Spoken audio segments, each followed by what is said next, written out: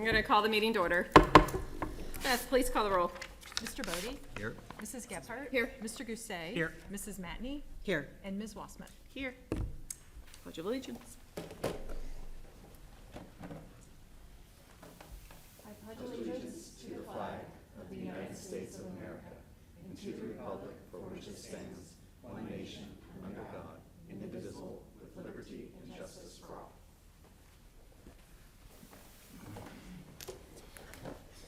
All right, is there a motion to approve the minutes from the last meeting? So moved. Second. Any discussion? Hearing none, Beth, can you please call the roll? Mr. Bodie? Aye. Mrs. Gephardt? Aye. Mr. Gousset? Aye. Mrs. Matney? Aye. And Ms. Wassmuth? Aye. Okay, moving on to recognition. Mr. Culp. I wanted to just take an opportunity. Unfortunately, Carrie Furby's not able to be with us today. She is a junior, and I wanted to just recognize her that in the fact that she has won back-to-back state titles as a sophomore in the 50 and 100, and then again this year as a junior in the 50 and 100, and that is quite an accomplishment. And so I wanted to just take a moment and recognize her for that, all that means and stands for, and all of the hard work behind the scenes in earning such back-to-back state titles. So I wanted to just say a few words about her. Absolutely incredible. Next, we have the recognition of guests and hearing of the public. And I do want to let everyone know, I'm sure we have a lot of people here who are expressly interested in the Facilities Committee presentation, and this public participation piece is coming ahead of that.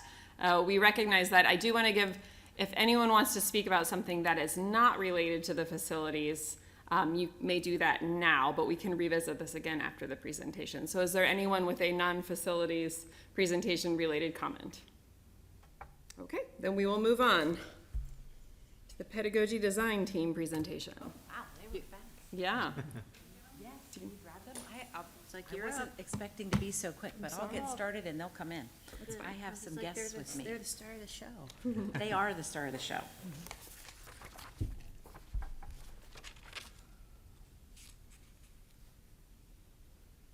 So while they're coming in, I will get started, and then they can just come in and take over. So we have been looking at pedagogy or curriculum this year, and so we wanted to give you a quick update on computer science and what that looks like in Grandview Heights schools. So computer science state standards and a model curriculum was developed by the state of Ohio in the year 2022. It is a K-12 computer science framework, and our job is to figure out how to make that happen in schools. They wanted to add it just to classrooms, and sometimes that's a little tricky. Come on.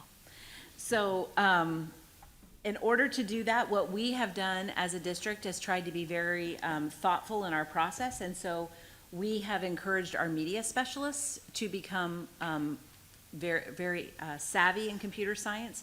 So we've made our media centers a place where computer science is happening regularly. So in the K-3 building, we have all kinds of STEM stations that are going through different components of computer science. In 4th and 5th grade, we have computer science, a teacher dedicated to 2 periods that they're going through code.org, and we have students here. And then in 7th grade, we're doing the same thing. We're going through code.org, but we're doing a little bit of that in our computer science class, and then our science teachers are also doing it. 8th grade, we have Mr. Gintert come and do the industrial technology side of computer science with our 8th graders, and then we have a 9th grade course offering. Again, we're always looking to continue to grow in this area. So now, I have some experts. So we're gonna start with our 6th grade students. I want to introduce Kason and Roman. You guys can stand up, and you can come on over a little bit closer to me and use the microphone, and I will click where you guys want me to, so you guys can stand behind. All right, can you click on like the group project? Yeah, you want to introduce yourself? So I'm Kason Stinson, and this is my partner who made this website, Roman Benning. And we made this in Design Thinkers using code.org. The thing I really liked about using code.org is it taught you about how to use all these things, like how to change the background, how to change the text and font size, and like how to add borders, or how to add like the lines across the screen.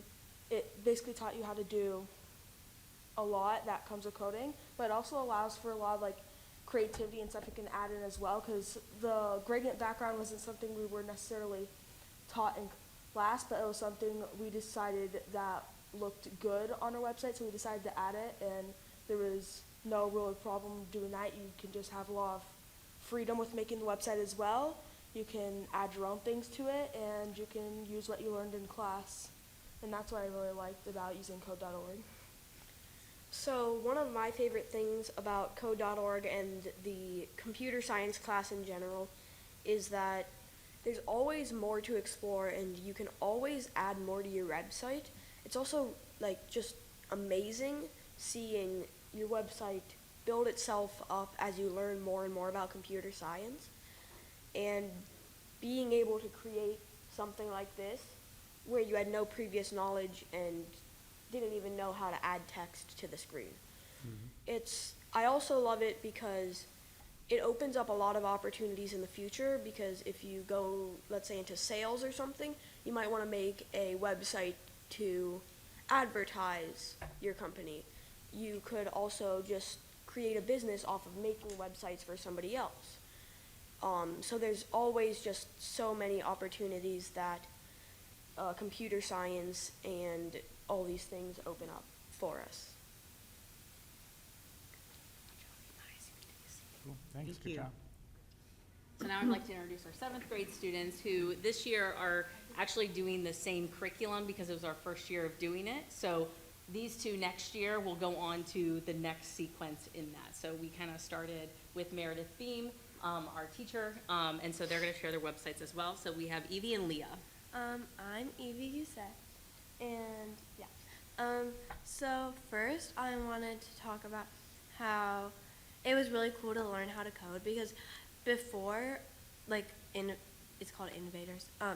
Before we ever did that, I never really knew what coding. I mean, I knew what it was, but I didn't really know how to do it or anything, and I never even thought I would be able to try to even make a website at all. But then at first, when I started learning it at the very beginning, I was like, what is going on? I did not know how to do it. But after I really started learning how to do it more, it became pretty easy, and it was really fun in my opinion, because it was cool, like Roman said, to just watch your website just become something. It's really cool. And also it's really good for creative thinking and stuff, because when your website, you could think that it's perfect, and the code might look perfect, and there couldn't possibly be a flaw, but then if you go to check what your website actually looks like, then it's oh, it's all wrong. And for me, the pictures, it was really hard to make them the right size. It took a really long time to get them to look right and formatted and not just look really weird. And also inserting the links to go from the different pages, it was pretty hard. So yeah. So I would say is it really helped with collaboration skills, because before this we had never really done a group project like this where it involved everyone working together as much as this project did with the code and everything, and it helped me and my peers learn that you might not always get your way, and your way might not always be the right way, but it helps to bounce ideas off each other and work together and create just a website. And then the other thing I would say is in the future this could help with many things, such as getting jobs, even going on websites. I feel this class helped with, because it once you know the coding and how it works, it's easier to manage websites and click on them and see where everything is. So I feel this class could help with, in the future, booking jobs, online shopping, booking vacations, that type of thing. Awesome. Nice Great job. guys. Thank you. Thanks. Online shopping, you're talking my language. I want to thank all 4 of them, because it takes a lot to get up, and you guys are not intimidating, but I appreciate their time. I appreciate the parents coming. I just wanted to, as the instructional coach for the district, kind of show you what Angie was saying with the classes. Those are kind of specific courses, but then we have the integration of the curriculum across K-12. So if you were to click on kindergarten computer science, it's going to be about 15 pages. and they have all the other subject areas. So we had to really be strategic about how we were going to integrate it. So in K1, a lot of it is just about making sure that every student understands what a computing culture is and what the future could be. So it's a lot of books that are related. They use specific apps like Scratch, Codables. We have some physical things, so they start to learn that computational thinking of like directional and getting something on the screen to do what they're saying. They have a lot of what they're referring to as problem and error, and they have to fix the code. Down below in 2-3, we really ramp it up. It's a little bit different. We do start collaborating on projects like they do in 6th and 7th grade, but we start creating artifacts. So it becomes more personal to them. So we did Doodle for Google through CS First, and they all designed a digital Doodle for Google design, which is really nice because they accept like animated features. That uses Scratch as well. In 3rd grade, they create videos in WeVideo. We talk about the power of that as communication. And in 2nd grade, we start to integrate research and what does the internet mean. Even in the code.org classes that they have, they ask students, what's the internet? And it's fascinating it's so part of their normal everyday, but to explain actually what that network means. So there's a lot of physical activities where they hold strings and they have to create the strongest network. Angie and I had to do that a few summers ago at PD ourselves. In 4th and 5th grade, we start with the code.org, but it's before the courses they take to give them the prerequisite skills. Because Meredith has them for just a quarter, we wanted them to have the foundation before they went into the specials course. They don't know this yet, and I know this is being recorded, but we are getting a set of drones for April, and so we're going to be doing drone activities, and they're going to be coding the iPads to get the drones to do what they want. And then you can see over here we have 4 3D printers. I can't keep up with the emails that are I'm the only one who can print them at this point, so I try my best. But we have 4 3D printers, and what's nice about that is they started with just like, hey, you'll see an Ohio State O over there, which is fantastic. But I had students who were like, hey, I'm working on this 7th grade socialist project. Can I make this castle for my diorama? Or you'll see an alligator over there. They were doing animal adaptations, so they can move it into Tinker, and they can show their learning. They spoke to the 6th and 7th classes, but I also want to include Adobe. So Erin Engel, one of our media specialists, does a really great job. She got certified last summer, and so the students really start to get into Fusion 360, Illustrator, and that continues into high school.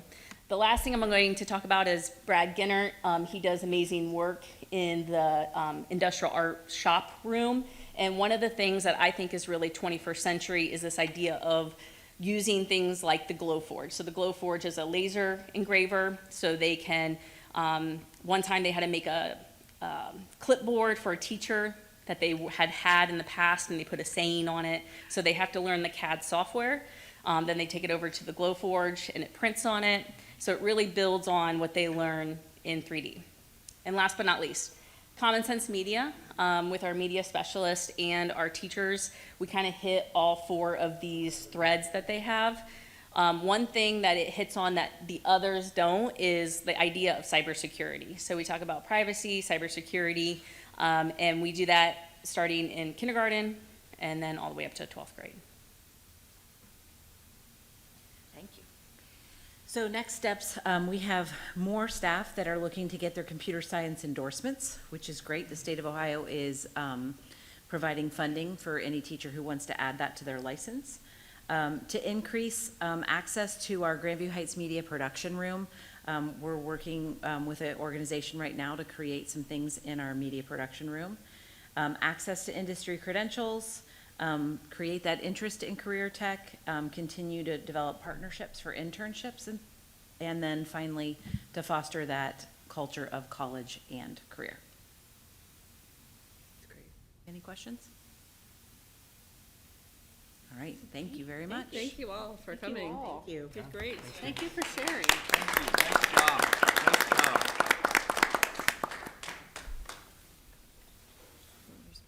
All right, moving on to the presentation of the Stevenson Elementary and K-12 Athletic Complex Master Plans. So I'd like to invite Deborah Helsley and Dave Schmid Wanted to just provide a little background. We have, as probably most all of you know, created a K-12 athletic master plan as well as a Stevenson Elementary master plan. And so one of the core intended outcomes from this 30-person community group was to get feedback on the scope of what potentially the board should consider doing. And so these two have graciously volunteered not only their time to serve on this committee, but share their outcomes and insights. So on behalf of the board, thank you for being here tonight. Thank you very much. Thank you.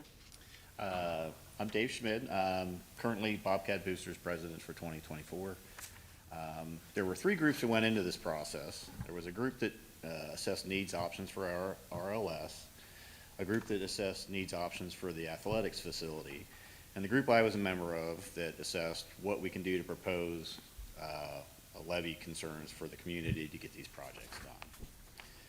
The first 2 groups did a wonderful job dreaming big and then whittling down those dreams into acceptable reality.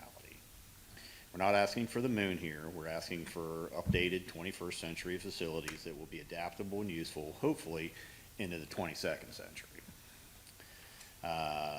For RLS, I was part of the 2018 effort for this 812 facility as well, and I thought Stevenson should have been included in that package. I don't remember if it came down to us not having the borrowing capacity like we don't for phase 3 in this project, but it wasn't included. I know there was a consensus to keep RLS, but I don't think it was the building itself. I think it was a concept of keeping a school presence down the hill and the traditional ritual of graduating up the hill to middle school. I'm sure I'm not alone thinking RLS needed replaced 6 years ago. Classrooms are too small. There's a lack of collaboration space. And although I loved when I was at RLS, volunteering with my kids, and we were in the hallway, and that was great, but it's not real collaboration space. The building has passed its natural lifespan. As Andy likes to point out, there's no zero cost option. This building is going to continue to cost us money. We're going to pay a lot more in maintenance for the foreseeable future. For the same reasons it was important for us to rebuild and renovate 812 campus, we really need to provide a better future for our youngest students as well. The athletics facilities are terribly inadequate. Almost every aspect is outdated and under-functioning. We have a first-class turf field surrounded by crumbling infrastructure. It's particularly sad when people would rather use a porta potty than use our actual restrooms. The locker rooms are in terrible shape. They leak. They can't accommodate co-ed events. I feel we need 4 spaces, men and women, home and away, or home and guests, I should say. My experience, I'm in Gravy Heights Bobcat Band and Orchestra Boosters as well. Frequently volunteering concession stand. It's a lot of wasted space with the ticket booth that's used for haphazard storage. Inadequate concession storage space that's in a shed around the AT&T equipment building. There's cords draped through the rafters to accommodate different appliances because we've been moved things around. And it's terribly tight space for volunteers to move around in. In my years with the middle school soccer and more recently with the Boosters 50-50 team, I've spent some time in the press box. I think we can do better than plexiglass and plywood and folding chairs. The sound system is negligible from the visitor section, so we really don't sell any 50-50 tickets over there because nobody can hear it if they want anyways. The bleachers are rather embarrassing. Concrete's old and crumbling. In places, the sealant necessary to protect the concrete is peeling and ugly and needs reapplied regularly. Most importantly, there's absolutely no ADA accommodations in the stadium. And we really need to fix that. So the consensus was that 2-story building is the best option for RLS. And for me, it was a no-brainer, just where the sun goes. And I know you have, you know, the 2-story and the 3-story. The sun goes across here, in the 2-story, you get natural light through the classes throughout the day. In the 3-story option, these classes back here get no real natural sunlight during the day. Let's see, it provides the collaboration space like we have in this building, which I think is great, and you're not sitting in a narrow hallway for collaboration space. It only reduces playground space by 500 square feet, down from 12,000 to 11,500, and we still have Pierce across the street. So we still have plenty of space for the kids to stretch their legs. We felt the new home bleachers is best case for the athletic facilities, given that the price difference is pretty minimal. It was like $10 per 1,000. And we will probably save at least that much on reduced maintenance costs.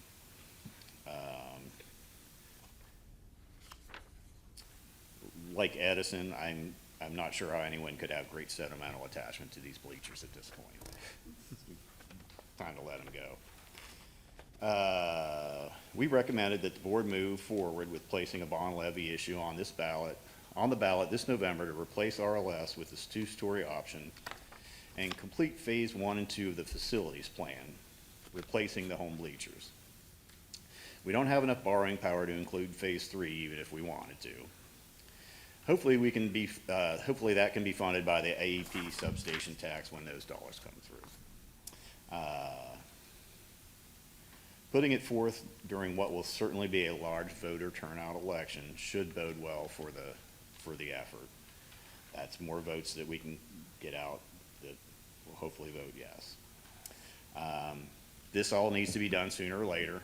Sooner the cheaper. There's no zero cost option. As I said, maintaining these facilities is going to get exponentially more expensive over time. Combining the projects provides benefit and appeal to a larger portion of the community. If you're just talking about RLS, just people with little kids care. You'll bring a lot more people into the fold, we felt, by including the stadium or the facilities. It also provides a fallback position. If this does fail, we may be able to come back and ask for less money and say, hey, maybe we could just do Stevenson, if necessary. Going to be a hard sell. Consider current unsteady economic climate. People in Grandview are extremely sentimental. Some were very upset to lose Edison, even though that building was an absolute train wreck. It had 3 floors, and the elevator stopped at 7 different locations.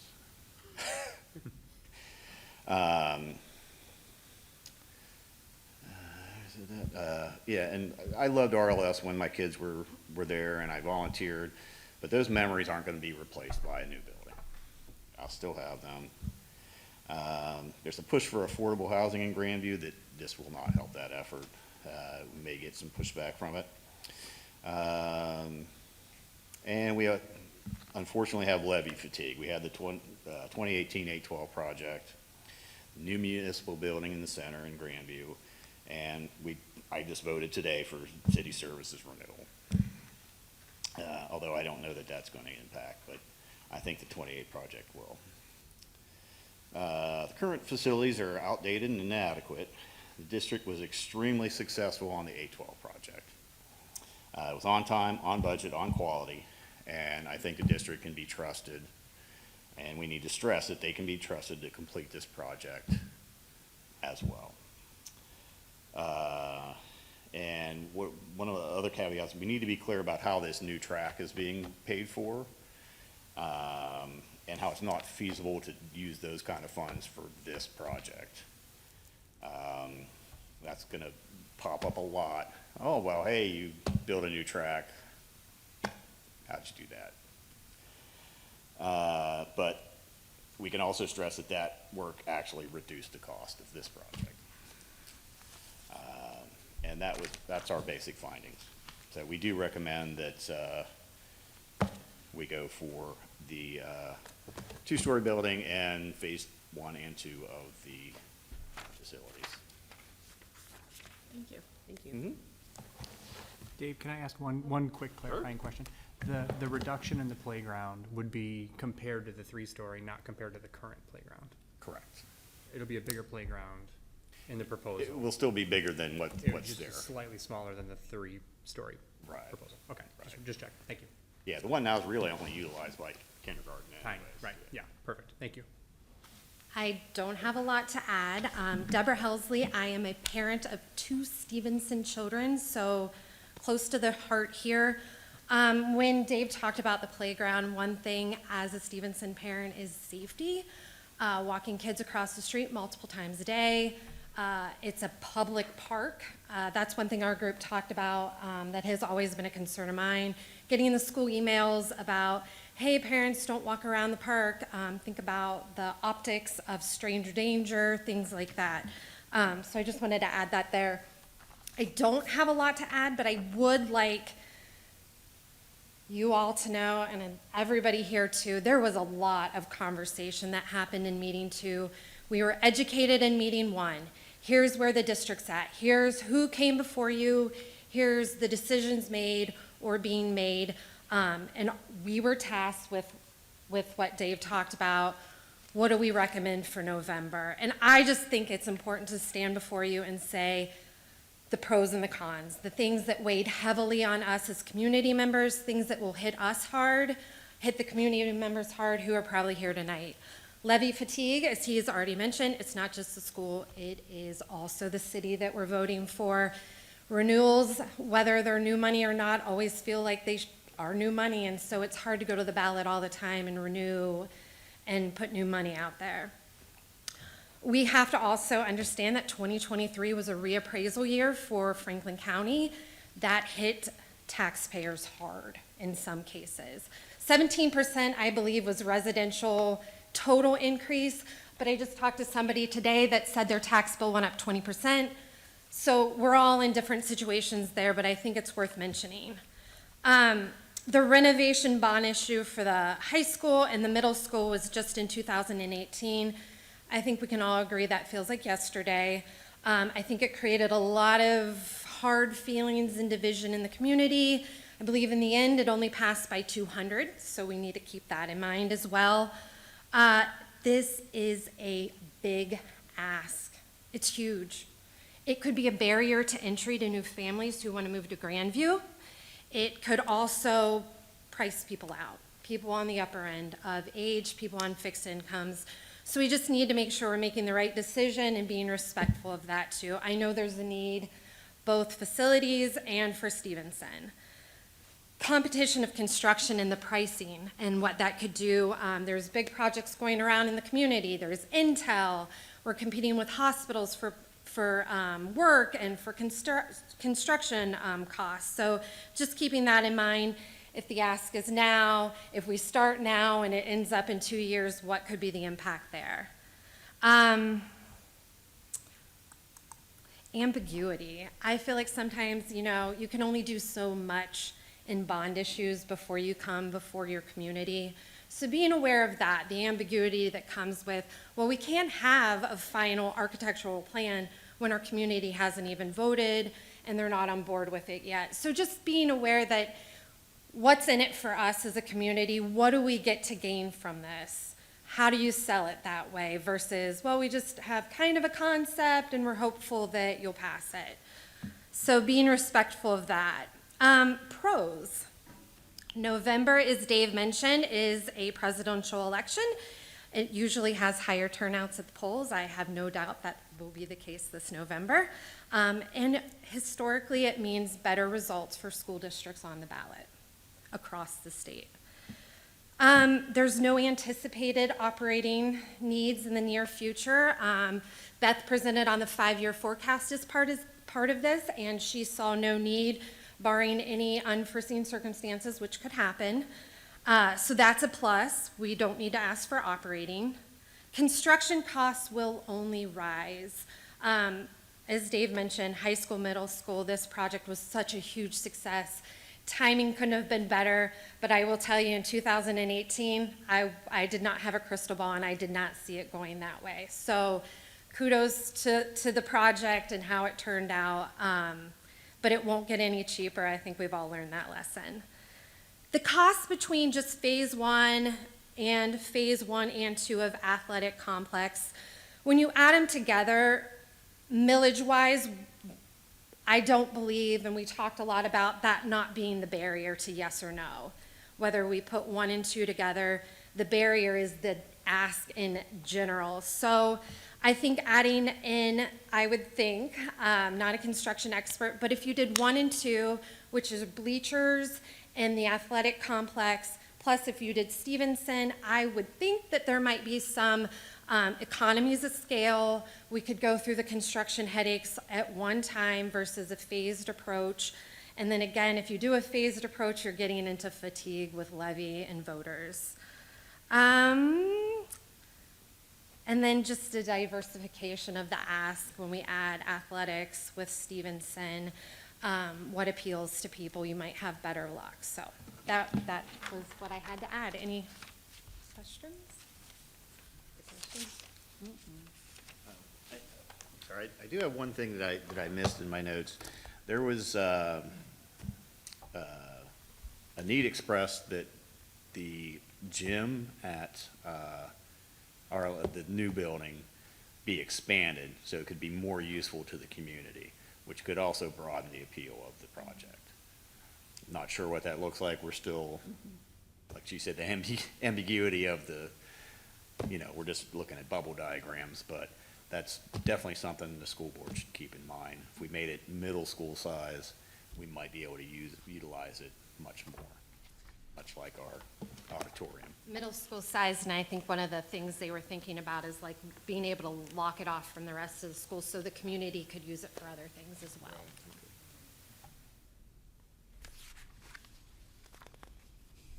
Well, I want to really thank you both. Very thoughtful, and a number of us were there listening and captured it better than I could. I think and I really appreciate too the thinking about all the sides, because I think that did capture there's some real struggling going on, to try and get your arms around it and think about the pluses and the minuses. So I think thank you for capturing that really well.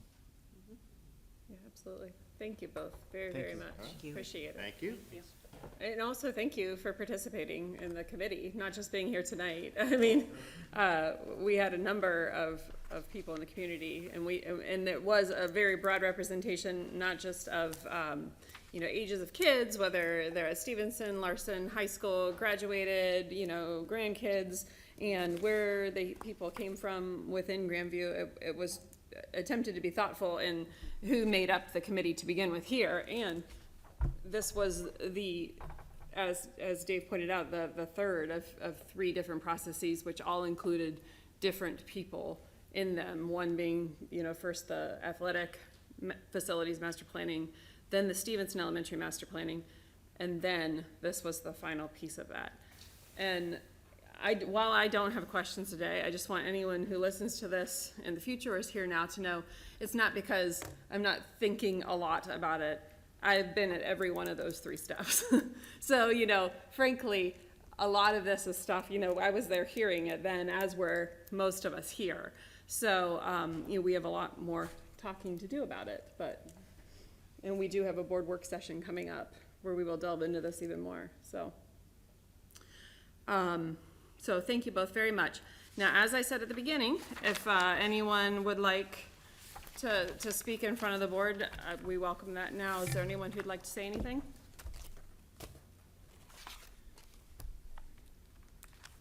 Before you speak, let me just read something that I do when we have people comment. Say the board recognizes the value of public comment to school governance, and a copy of the board policy and public participation is included in the meeting agenda for reference.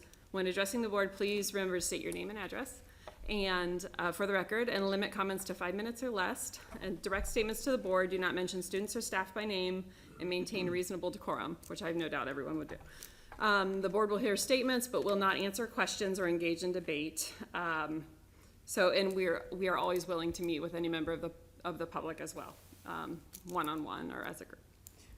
Very quickly, the board session that we have next Wednesday is a public forum, which anyone could attend and watch. Public forum in that you can come and listen. It's open to not the a- public. It's Yes. a bunch of us talking, but it is open to the public. Just wanted to make sure that people knew it wasn't a behind closed doors meeting. Yeah. Thank you. Did not So mean now, to be rude. apologies, so. Okay. I went to Miami too, so did Andy. Love and honor. Love Love and honor. Yeah, it's good to see you again, Emily. Likewise. So, you know, I So I'm guess sorry, maybe- name and address. I'm sorry, you're Yeah, no right. problem. And you read all that, and there we go. Rich Collins, 1307 Mulford Road. So I wish I had more prepared today. I guess, you know, one group that may not be as represented as, you know, trying to keep up to speed with everything is possibly the group I represent, and I possibly could be here by proxy in a way, which is the up-and-comers. We have a 2- and a 4-year-old at home. And, you know, if you recognize the strollers around the neighborhood, and, you know, more of them seem to keep coming. You know, that's certainly noticeable. But as many of you, I'm sure, know, with young children or who've had young children, you know, we've pretty much been living under a rock for a long period of time, right? So, and I think another important inflection point is when we purchased our home in 2016. You know, sight and scene, which I think is important, you know, the value that we saw in Grandview, and the competition, you know, at this time of the real estate market, and, you know, how, you know, really chose Grandview, right? To be here and start a family. And I think also that's an important inflection point, you know, considering everything that has transpired that, you know, we've talked about since then. And, you know, it's not an easy task being a board, you know, over that time period, you know, all the challenges that were faced and, you know, you had to navigate through. So I certainly understand that. But what I ask is you put yourselves in our position. You know, moving here in 2016, you know, and candidly, our enthusiasm couldn't be higher. But at the same time, you know, we, you know, are realistic people as it relates to, you know, how fast things have changed even since then. So I guess what I'd first like to high point, I wish, oh, she is still here. Well said with all her points. I think she made a lot of fair points there, but one I did want to hit on, when we purchased our home, you know, we really did hit the neighbor lottery. You know, we look forward to popcorn balls basically every holiday, unsolicited. We look forward to, well now, I mean, I was a sub in the Parks and Rec Golf League. We did make the championship, and I asked my partner, how many times have you been to this championship? And I think that league's been going on for 30 years, maybe longer. And he's like, twice, and I felt pretty fortunate. And I'll high point those things because these are not just comments thrown out there. I feel very ingratiated and very welcomed in the community so far. Not growing up here, my wife is not from here. You know, she's from Saline, Ohio. I'm from Marion, Ohio. So we grew up in rural communities, and you know, you actually scrimmaged my high school, or you scrimmaged the school I attended, Ridgedale, not too long ago. So I got to see the school before going on the tour of the elementary with Emily, and then, you know, toured the high school. So I guess building off of that, you know, there's two things that really stick out. I guess I just want to high point, you know, being conscientious of time in my 5 minutes. What is really not quite clear, and again, putting yourselves in our position, living under a rock, is what changed between the first levy, the plan, paying an architect.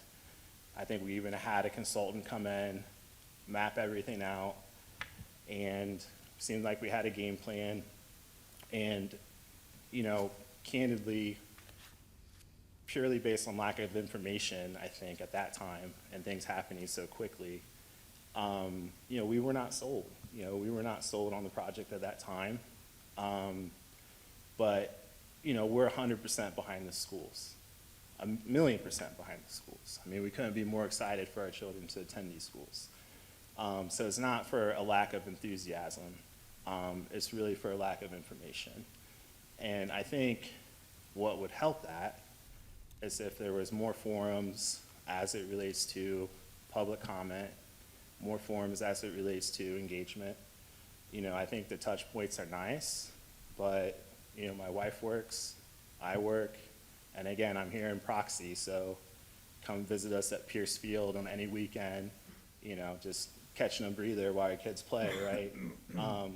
You know, that would be a very convenient time for us, but any other time is an effort. So as we move forward with this project, you know, I have to be candid as well, you know, we're just not 100% sold on this project. We're not. I mean, and our kids are going to be most affected by it. And, you know, we're going to be footing that bill. And the said neighbors that I mentioned earlier, it is a big concern as it relates to economic diversity. We want those neighbors around for as long as possible. They themselves have not expressed any concerns to us. But realistically, we don't want to make it any harder for them not to stay in Grandview, not to be our neighbors, not to continue, you know, what we really value in this community. So I certainly urge you to strongly consider that as you make this decision. The other question, I'm not sure how I'm doing on time here. You're coming pretty close to 5 minutes, so Okay. how about one more minute? One more minute? Okay, thank you. The other question I had is, you know, it kind of revolves around what changed, but, you know, what was curious about this project is, you know, it seems like the same architect that, you know, worked on UA is now working here in Grandview on this new project. And then it seems through research that they're also going to be working on Bexley. And I think that's all fine and well, but, you know, if we have the information of how that decision was made and why, you know, we went with this architect, you know, that seems to be remodeling many schools in Columbus right now, I think that would be a helpful thing to understand. So I will pause there, be totally respectful of your time, but I just really urge you to consider all these things and candidly, you know, we want to be a part of the solution, you know, not the challenge, but, you know, there's more work to do for us to really be fully behind this. Thank you. Thank you.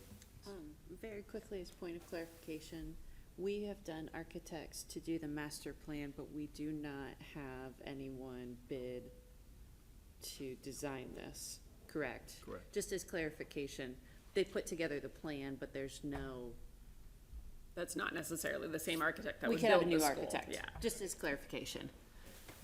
I just, all of a sudden when he said that, I was like, wait a second. Anyone else would like to speak? Again, if you could state your name and address, we'd appreciate it. Robert Peters, 1389 West First Avenue. Okay, thank you. Lived there since 1964. Born and raised in Grandview. Went to Grandview schools. Went to Stevenson. Does it need remodeling? Absolutely. Does it need to be torn down? I don't know. But I see a lot of stuff in here that doesn't explain to me how much it's going to cost or what are we going to do with the students. We're going to have to house them in temporary buildings. Where are those buildings going to be? I don't see any extra space other than the parking lot. Is that anywhere in here that states that? What we're going to do with the kids? Again, when we do public comment, we don't. I'm sorry, say again? Sorry, we don't usually engage in like a question answer session or a debate, but I will tell you, these are things that we will be speaking of in future sessions. Okay, so none of this is cut in stone then. No. I'm glad you're not putting a third floor on. Say that right straight out. I think that's not necessary at all. How many students are in the elementary now at Stevenson? What's the population? Sir, we typically, when we're doing this, we don't do a question and answer session. This is just your opportunity to speak to us. Well, that's This is- I'm trying to ascertain how many students are there as to projection in the future? Are we expecting another 100 students? 150 students? Anybody know? Well, this is something that I'd be happy to meet with you one-on-one, or Andy and Beth can meet with you one-on-one, but we are not prepared to do a question and answer session right now. Okay, Just to hear your comments on the okay, building. all right. That school, when I went to school there, housed 6 grades. Didn't have a kindergarten. Nobody thought about it.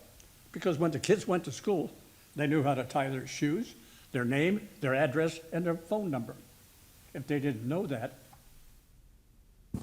they learned very quickly. Okay?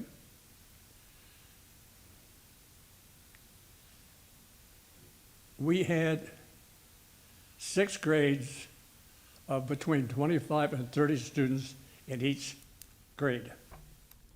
So what does that boil down to? Let's say, for whatever, 30. That's what,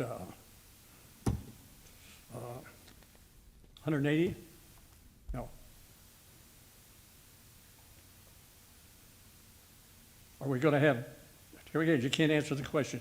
You know, where are these kids gonna come from to fill this school? I don't know. Is there a cost? Have they come up with a cost yet per square foot? I didn't see that in here anywhere.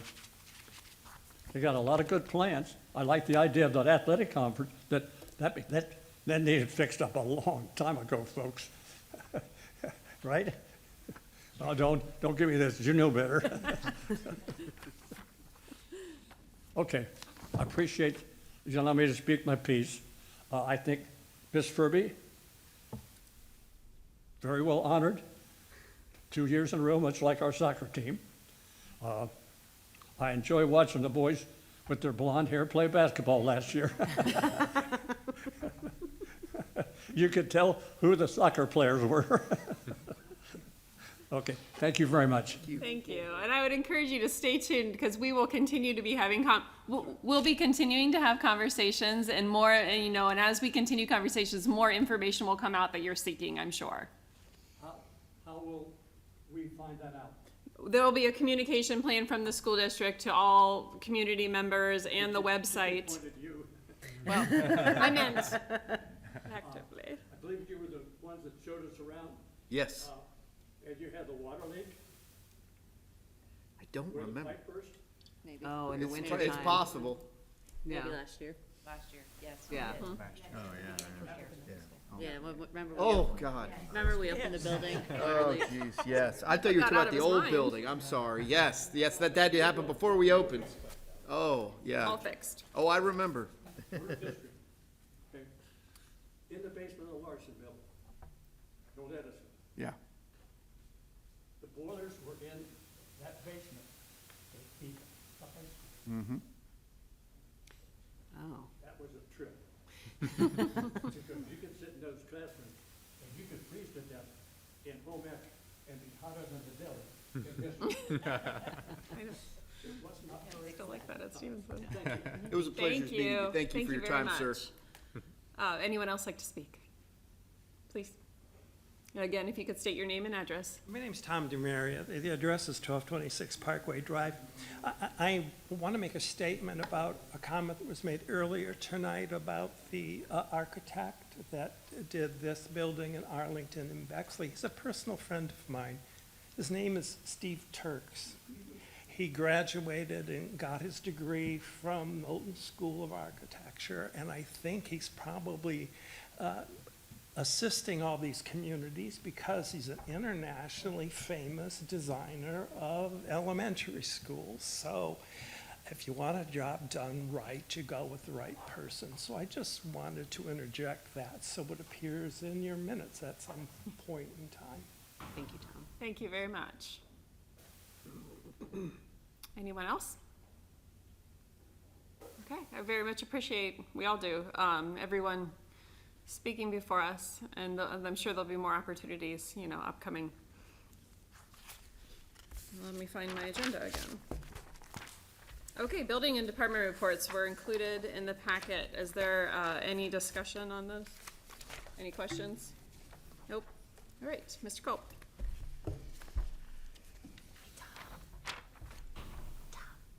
I wanted to mention or highlight multiple things that is in my superintendent's report. The first of which is, this year we are ensuring that all eighth graders will visit downtown Fort Hays Career Center to learn more about programs and opportunities. Career speakers are also scheduled to present grades 6 through 8. Wanted to highlight that I had an opportunity to go to the Sound of Music.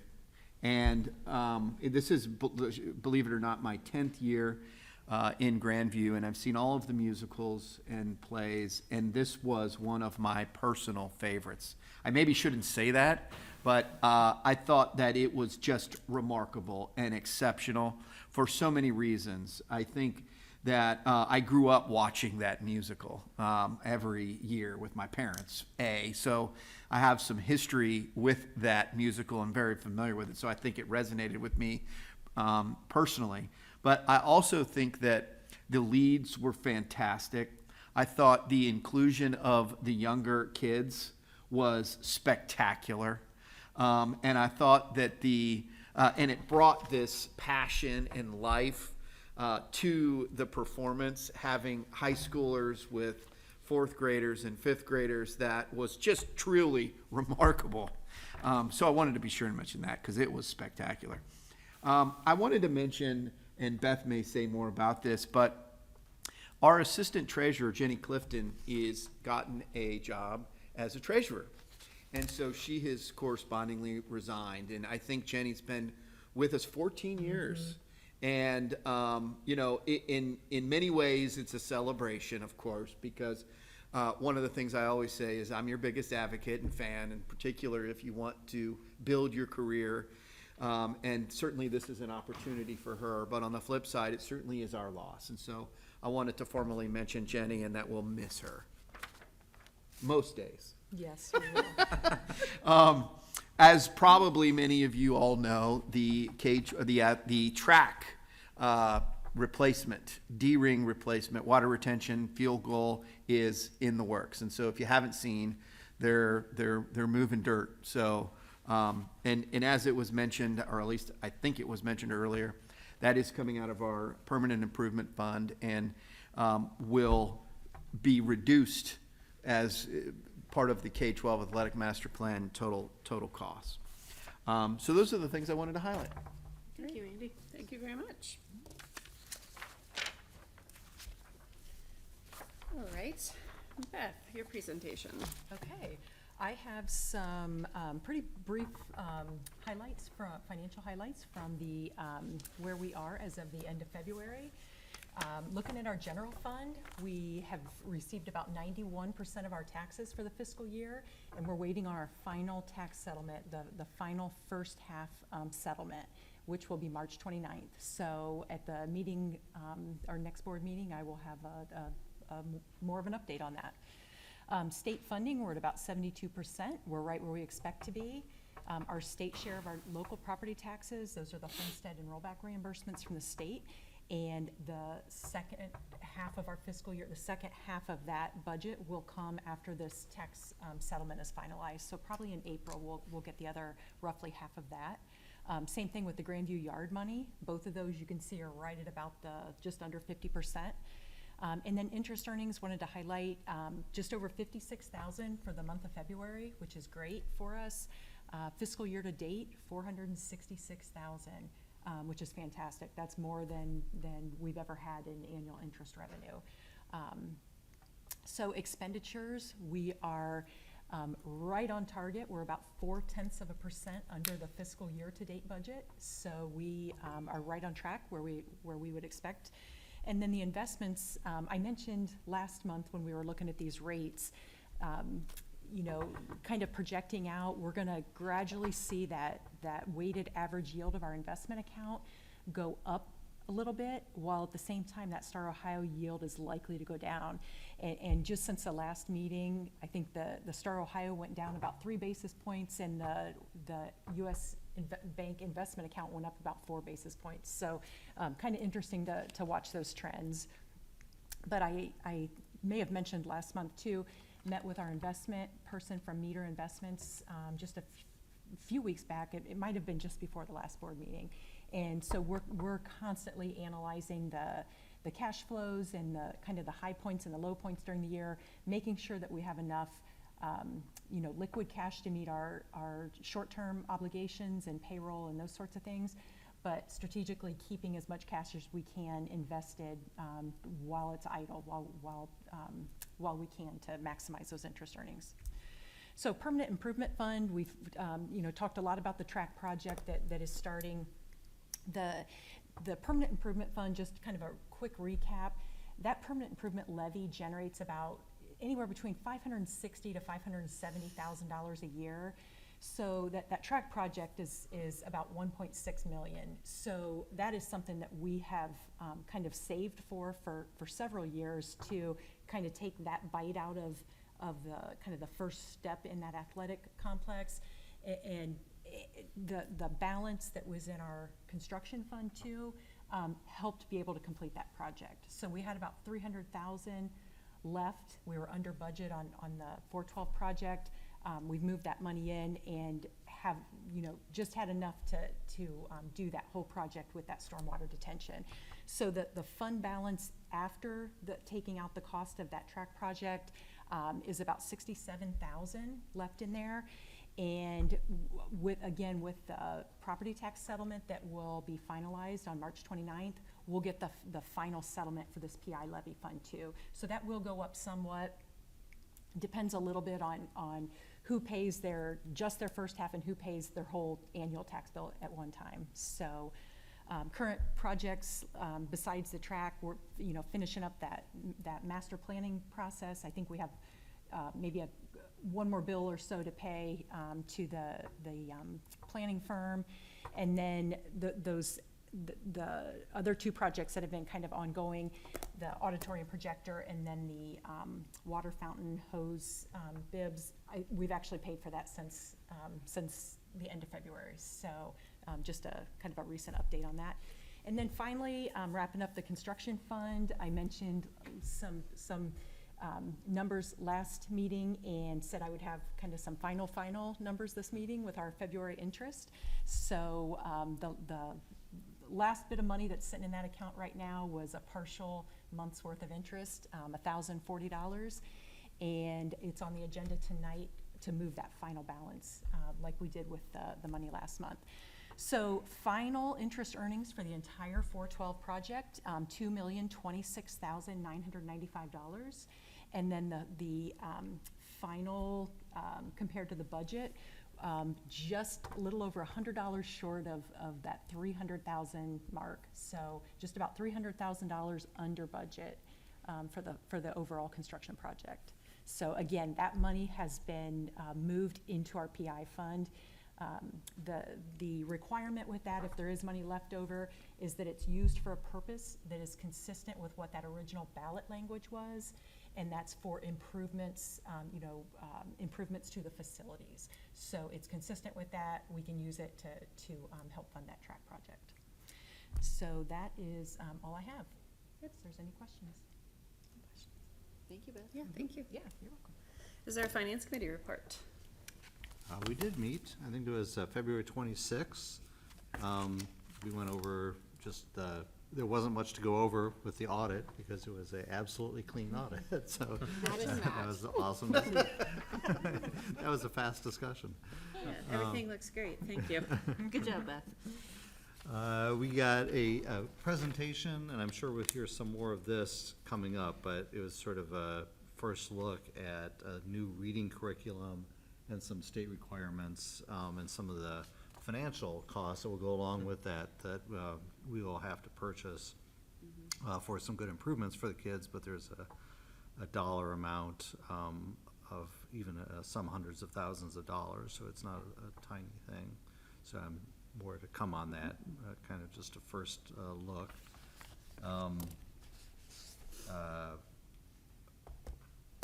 Let's see, we had talked at the meeting, an upcoming PI committee that was gonna look at projects for next year out of the funds that Beth just talked about. And then we spent some time talking about the construction project in the Stevenson and the square foot costs and kind of analyzing that. asking some questions, some of the timing, and kind of, did not come to any conclusion with that. It was more looking at that and doing some analysis and asking some questions about that. Did I miss anything? My child being a lovely individual back there. No, I think we did good. Angie Olom had given the board, when we talked about the potential with reading and that type of stuff, she had given us the board a heads up that this is potentially coming, and I do believe Beth is already anticipating it into our 5-year forecast, which we will have. June will be the update. It'll be coming, it will be put in the next forecast, which will be probably April is Okay. when the finance committee will look at it, and then May we'll bring it to the board for approval. So, and it's all, while I may not like it, we will be financially sound, as always. Because Beth does a good job with anticipating our needs. No, thank you. Did anyone tell the legislature that they can't keep making more changes, though, that this is I it? did, but they told me to be quiet. They blocked my emails. I did have a question, which I, in between meetings, had directed, but I just wanted to say, since Angie's still here, that I had remembered it. I didn't feel like it was very long ago that you had presented before us about these decodable texts. That was a pretty big purchase, and so I just wanted to, those do align with this curriculum that's having even more increased costs, right? That was no sunk cost. Well, it is a sunk cost, but it was a good one, I'm hoping. It was a wise investment, is that? Yeah. So the state has given us a list of curriculums that we can pick from. The decodable text will be used in small group, but it doesn't necessarily mean that we will purchase a program that is the exact alignment to those exact decodable books. But decodable books will be part of small group instruction, so they will still be used. Okay, very So good. still a good purchase. Thank you. We don't have to throw them out. No, we're not throwing them out. Thank you. That's good. No, there's a lot to be unpacked, but to your point, no one asked me. Or me. Well, or any of us. Okay, under recommendations for approval in business and finance, we have C 1 through 10. Is there a motion? So moved. Second. Oh, there we go. Any discussion? All right, Beth, could you please call the roll? Mr. Bodie? Aye. Mrs. Gephardt? Aye. Mr. Gousset? Aye. Mrs. Matney? Aye. And Ms. Wassmer? Aye. All right, next we have personnel, A 1 through 11. Is there a motion? So moved. Second. Any discussion?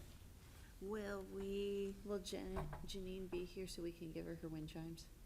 She will be here through April 12th. Ah. So I'm, as Andy mentioned, she's been here 14 years. I think she's our longest standing administrator in the district. I think maybe she came about the same time, or no, maybe a few years before Angie did. Angie's in year 11. Okay. I'm year 11, she was year 14, so I'm next after her.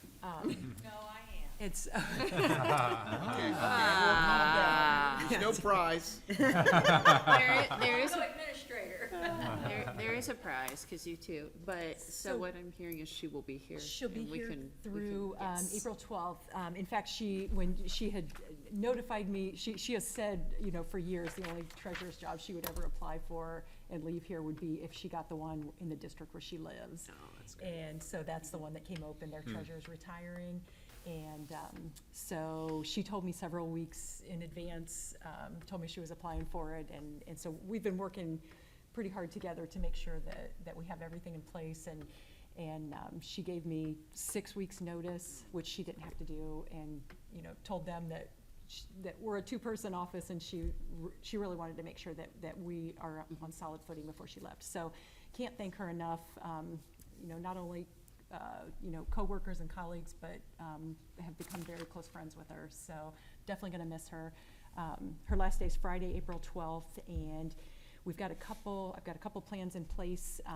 We have the job posting up and through Friday, and then we'll be interviewing. and with the hope that somebody will be able to start before she leaves. And if that is not the case, we have an organization out of the Montgomery County ESC that does interim financial services, so interim payroll services. They are coming in next week to work with us a day, just to familiarize themselves with our payroll, and then they will be available to help us through that transition if there is a gap in time. And depending on who we hire, they would be available to help train if needed to. So it's gonna kind of depend on who we pick and how soon they will be available. But we have a plan and we have a backup plan, so I'm feeling much better than a Beth couple had weeks ago. plan A, B, C, D, after, she's an talking hour about this after couldn't be Jenny more reported Beth. that she was leaving, in case you're wondering. Not surprised. This is why she's the goat. Yeah. I just wanted, the mental health specialist that's being hired, this is the replacement for what we previously, the arrangement we previously had with Centero, is that correct? That is correct. So now we will have our own full-time employee Yes. and more stability in that area, which I think is great. Well said. They are a part of GHEA. They are. Hot dog. Any other questions, comments? All right, please call the roll. Okay, Mr. Bodie? Aye. Mrs. Gebhardt? Aye. Mr. Gousset? Aye. Mrs. Matney? Aye. And Ms. Wassman? Aye. Okay, is there a policy committee report this month? There is No. not, we have not met. How about teaching and learning? We just met today. Okay. Information This is is fresh hot off the press. All right, we look forward to it. We talked a lot about signs of reading, which we just talked about in the, Eric was talking about in the finance committee. There's an ELA curriculum that is being dictated by the state of Department of Education and Workforce that is going to be required for next year. We as a district have decided to pilot a program, really to pilot a couple of programs so that we can kind of figure out which one seems to work best with a few different teachers. So that is upcoming in the future year, in 2024-25. There have also been changes on the state level to the third grade reading guarantee. Previously, there was a cut score that you could receive on the state test. That cut score is no longer, there's no longer a cut score. It's now you just have to be proficient. And if you are not, then there are 3 half-hour required remediations per week for a student that doesn't reach that. There's no cut score? There's no cut score anymore. Now you just have to be So when you say you have to be proficient, by what measure, if Yeah. there's not a on cut the score? state test. So you have to get a proficient score. Previously, you didn't have to have proficient score. You could have the cut score was like I 60. see. Oh, so Okay. it's actually, the threshold is raised, actually? Correct. Okay, yes. Okay. So the Right. threshold that used to be 685 was the cut score, Right. and proficient was 700. Well, they got rid of the cut score. I see, So yeah, now okay. essentially For a it's now second, 700. I wasn't I'm like, realizing- You have to get a score, but that score Yeah. doesn't count, but there's a score, but there's not. And I was That's like, right. this makes sense, help me. I wasn't recognizing that the word proficient was like an actual, like, proficient has a specific score to measure, it. but yeah. Thank okay. you. Yeah, and Man, we Yeah. struggled right through that. that number might change from year to year. Is it always 700? It will be, so So they the have new- reached, because it's been gradually The raising new each fall year cut for score years. is 700 essentially. Proficient is the new score, 700, yeah. Okay. And so now we're there, we've reached. The way that might affect us is we might have a few more students that might need a little bit of schedule Okay. finagling in terms of getting those 3 sort of half-hour workshops. And it would be 3 half-hour workshops until they get a proficient score. Correct. Okay. The following year. So you would be, the child would still be promoted to the next grade, but then would Correct. have these, yes. And Family decision. would it be over the, come on up. I'm just gonna Um, stand here. It would be over the summer if it were like an April test that they didn't get the score, so they would have to do this. We currently don't give summer tests, but that might be something that, we don't have to do that. So for instance, if a third grader, let's say they had a bad day and they had a 699 on the test, Of course. they would then go to fourth grade and they would get some type of reading remediation. Well, it's required 3 30-minutes until they take the fourth grade test. And they would have to get the 700 on the fourth grade test. Okay. But if they were to take it, we don't do a summer test, we do a spring test. Mhm. Would that put us on the hook for summer school interventions, that's what I'm asking. Oh, no. So, but if they were to take it in the fall, they would have to do the 3 minutes during the school year. Do you follow my question? I think so. So students take tests in the spring. They only take them in the spring. I thought we took it in Third the grade fall. My fault. took it in the fall and Okay. the spring because it was a high stakes test because Thank you, kids Angie. were retained. That's where I was falling. And so we will probably still do the 2 takes in third grade so that we can identify early who those kids are and make sure they're getting remediation they need. We already know who they are. We do enough assessment on the way through that we know which kids need support. Grandview's been really good at providing support without any state mandates. We've been providing support for the entire 11 years I've been here. So, it's not Probably more. new. Probably more, yeah, but it's not new to us. But the 700 number will cause a little bit of an increase for some kiddos. Thank you, Angie. Right, but I would presume that even those kids that previously met the cut score but may not have been proficient, even those kids, it's not as though you were like, oh, you reached the cut score, so you're good, now you're on your own. Obviously, you continue to nurture them and make sure that they're growing. Absolutely. And the other thing too that I just find disappointing is we talk to our staff all the time about we don't make decisions on one data point, Right. ever. And so, with good intention, I think the state has good intention in trying to help kids be proficient readers, but making a decision on their reading intervention on a one-day test is very difficult. Your dog dies in the morning and you go take a reading test and you're 9 years old, you might have a bad day. So that part is a little disappointing, but we'll work around it and we'll get kids what they need. Is there also flexibility in these things that come up, whatever, makeup dates, things like that? Yeah, there's a window, a Okay. short window in making up So if tests. there is XYZ, there's a window, okay, thank you, because I there was is a like, I window. thought there was not just this is your day. It really is, this is your day unless you have a makeup day, but yeah. Correct, but if you And have it the- is a really yeah. short window. It's 30 days once, and it includes third grade to high school. You're So correct. it's a compact window.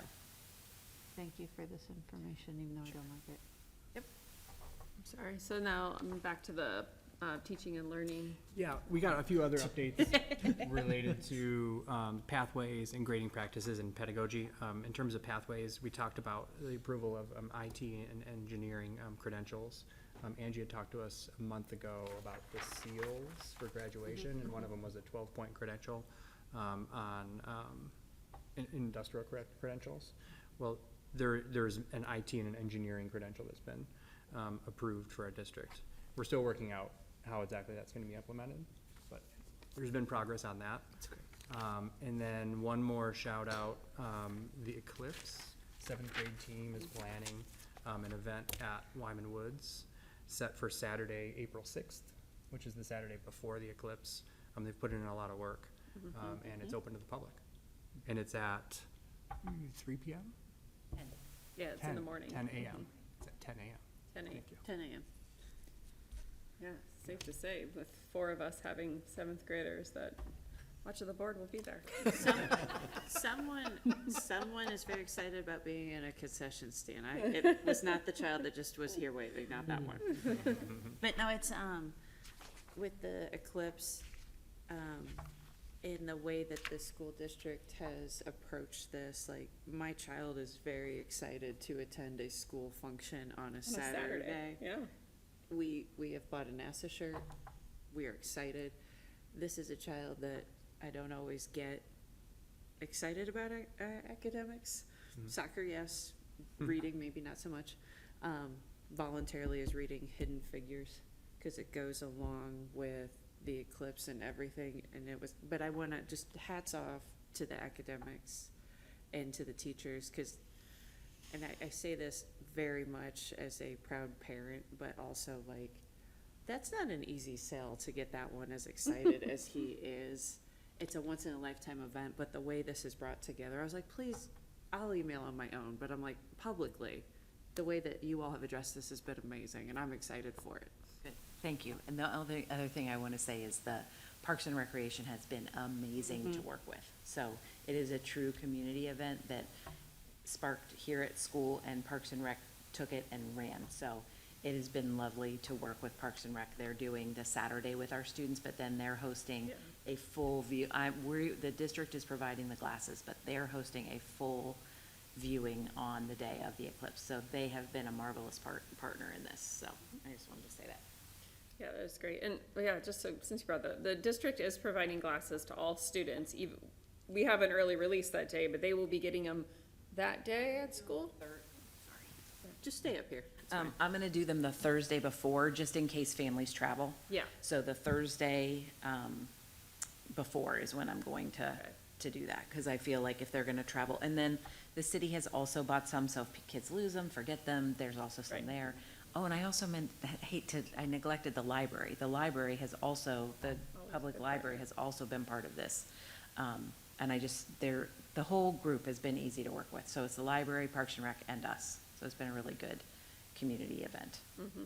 So there'll be enough glasses for parents too. Thank you. So. Yeah, it's, I mean, that's just an opportunity, seriously, good shout out. The Parks and Rec, the library, and because you mentioned Hidden Figures, the Grandview Theater, always great partners, because the seventh graders are going to see Hidden Figures at the Grandview Theater for a field trip, in advance of all this, so, wonderful. I'm sorry, we're still going through the teaching learning. Can you be done? You can tell that this is the best committee to be on. Yeah. Clearly, obviously. It's financial, but they're second. Yeah, oh, okay. Right, Bodie? Come on, Bodie, where were you on that one? I'm all finished now. Okay, now, under curriculum instruction recommendations for approval, we have just one and two, school supply list. Is there a motion? So moved. I can second. I'll second. Okay, Second. give it to Molly. Any discussion? Okay, hearing none, Beth, please call the roll. Mr. Bodie? Aye. Mrs. Gephardt? Aye. Mr. Gousset? Aye. Mrs. Matney? Aye. Ms. Wassman? Aye. All right, now we have the co-curricular and extracurricular activity approvals, A1 and 2. Is there a motion for approval? So moved. Second. Any discussion?